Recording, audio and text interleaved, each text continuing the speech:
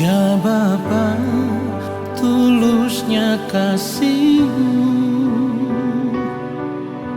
Dalam Yesus Kau selamatkan hidupku. Oleh kasih karunia-Mu, kini hidupku menjadi baru.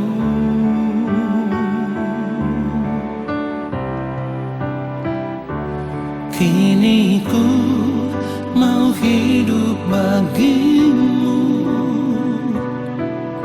melakukan kehendak-Mu Allahku.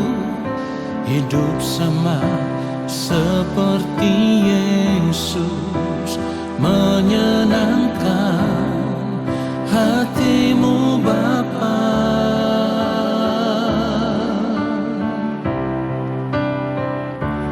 Terima kasih ya Bapa, terima kasih ya Yesus, terima kasih Allah Roh Kudus yang selalu mengasihiku.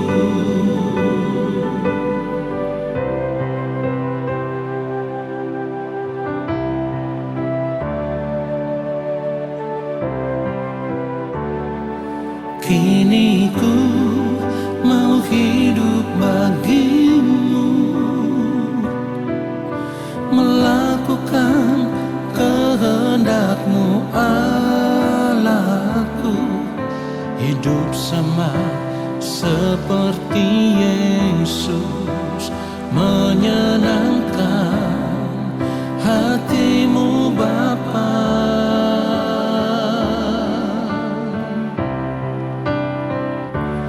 Terima kasih ya Bapa, terima kasih ya Yesus,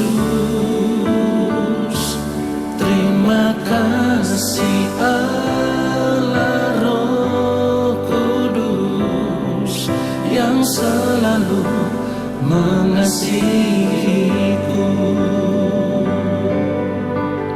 Saudaraku, bersyukurlah senantiasa kepada Tuhan, sebab Dia baik. Firman Tuhan katakan tak berkesudahan kasih setia Tuhan, tak habis-habisnya rahmat-Nya, selalu baru tiap pagi, besar kesetiaan-Mu. Haleluya. Terima kasih ya Bapa, terima kasih ya Yesus, terima kasih Allah Roh Kudus yang selalu mengasihiku.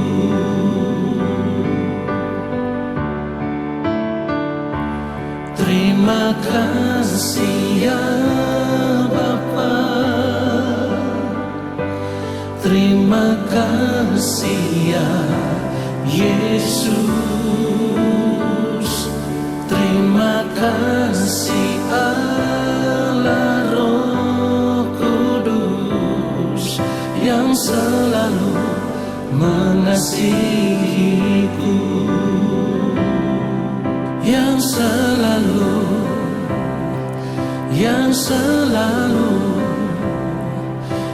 selalu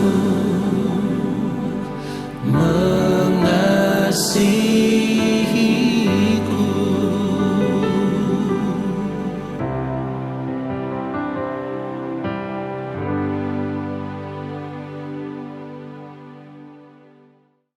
Baiklah, mari kita siapkan hati kita, mari kita berdoa. Yang Maha Mulia Allah Bapa kami yang ada di dalam kerajaan surga, saat ini kami mau mendengarkan kebenaran firman-Mu ya Bapa. Berbicaralah bagi kami semua.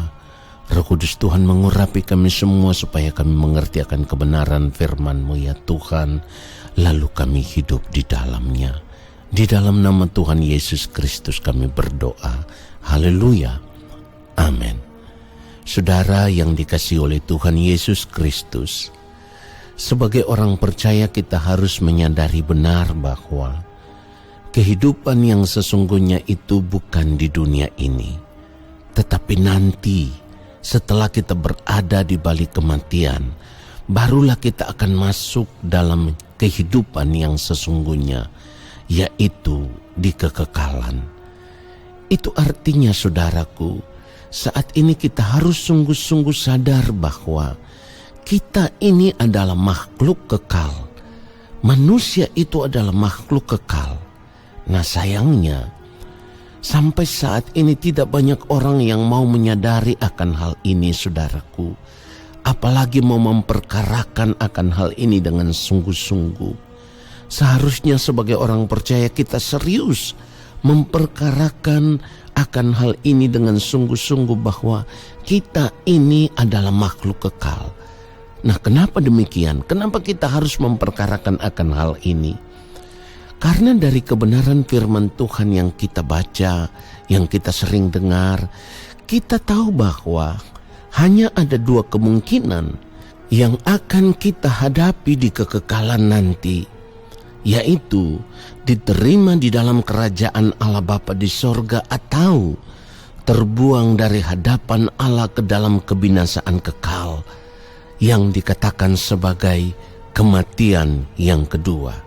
Dan itu sangat mengerikan saudaraku. Saudara yang dikasihi oleh Tuhan Yesus Kristus, saat ini kalau kita mau jujur memeriksa seluruh keberadaan hidup kita akan menemukan bahwa cara hidup kita tidak benar-benar menunjukkan ada sebuah kesadaran bahwa kita sadar benar kita ini makhluk kekal. Artinya begini, saat ini dari cara hidup kita hidup seolah-olah hidup ini hanya satu kali. Sehingga kita memiliki prinsip hidup sama seperti manusia pada umumnya. Mumpung masih hidup, kita makan dan minum, ya, menikmati hidup ini dengan segala kesenangannya. Lalu kita hidup mengikuti keinginan diri kita sendiri, apapun yang kita mau kita lakukan. Saudara, kita harus menyadari sungguh bahwa kita ini adalah anak-anak Allah.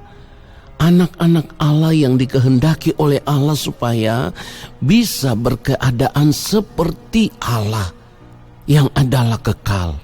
Dan hal itu wajar karena kita diciptakan oleh Allah. Kita diciptakan menurut gambar dan rupa Allah. Nah saudaraku, yang menjadi persoalan adalah tidak banyak orang di antara kita yang mau menyadari tujuan dirinya diciptakan oleh Allah. Sehingga saat ini ada begitu banyak orang yang lebih memilih untuk bercinta dengan dunia ini.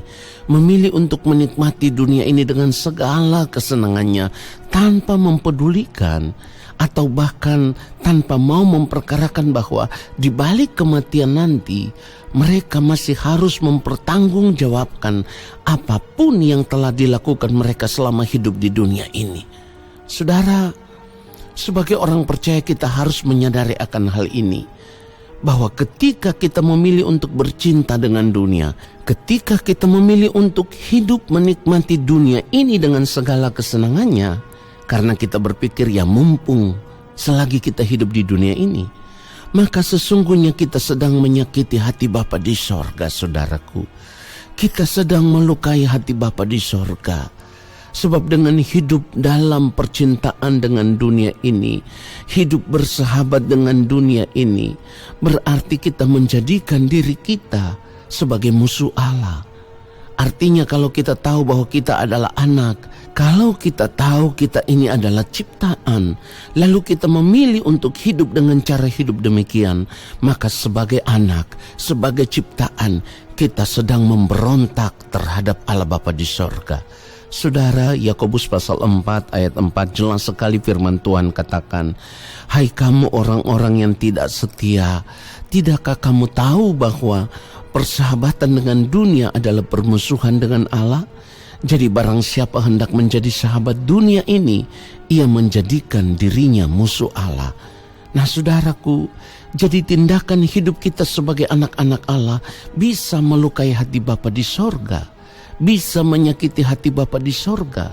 Saudaraku, sebagai manusia saja, kita sendiri seringkali merasakan betapa sakitnya perasaan kita. Hati ini seperti teriris-iris saudaraku, ketika kita harus menghadapi kelakuan anak-anak kita yang seringkali memberontak, seringkali tidak dengar-dengaran kepada kita sebagai orang tua. Itu menyakitkan saudaraku. Apalagi Bapa di sorga. Allah Bapa di sorga itu adalah pemilik hidup kita. Kalau hidup kita ini tidak bernilai, tidak berharga, kalau kita hidup hanya satu kali dan setelah meninggal tidak ada kehidupan lagi, maka Tuhan Yesus tidak perlu mengorbankan dirinya untuk menebus kita dengan darahnya yang mahal, darahnya yang tidak bercacat, tidak bercela. Nah saudaraku, kita harus menyadari akan hal ini. Kita harus sadar bahwa kita ini makhluk kekal. Saudara, itulah kenapa 1 Korintus 15 ayat 32 firman Tuhan katakan, kalau hanya berdasarkan pertimbangan-pertimbangan manusia saja, aku telah berjuang melawan binatang buas di Efesus. Apakah gunanya hal itu bagiku? Jika orang mati tidak dibangkitkan, maka marilah kita makan dan minum, sebab besok kita mati. Saudaraku, ini yang harus kita pikirkan, bahwa kita ini makhluk kekal. Kita harus menghadap takhta pengadilan Kristus untuk mempertanggungjawabkan semua perbuatan hidup kita di dunia ini, baik ataupun jahat. Ketika kita menjaga hidup ini berkenan di hadapan Tuhan, kita dilayakkan masuk di dalam kerajaan Allah Bapa di sorga. Tetapi ketika kita tidak menyadari akan hal itu, lalu kita hidup mengikuti dunia ini, maka kita akan binasa di kekekalan. Kiranya kebenaran firman Tuhan ini menyadarkan kita semua. Haleluya. Amin. Saudara, mari kita arahkan hati kita di hadapan Allah Bapa di sorga. Kita mengangkat tangan di hadapan Bapa, dan kita mau menerima berkat-Nya.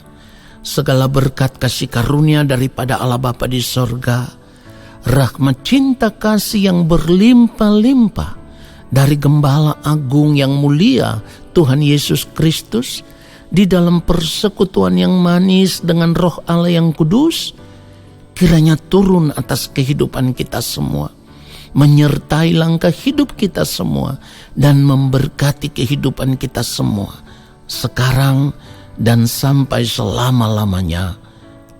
Amin.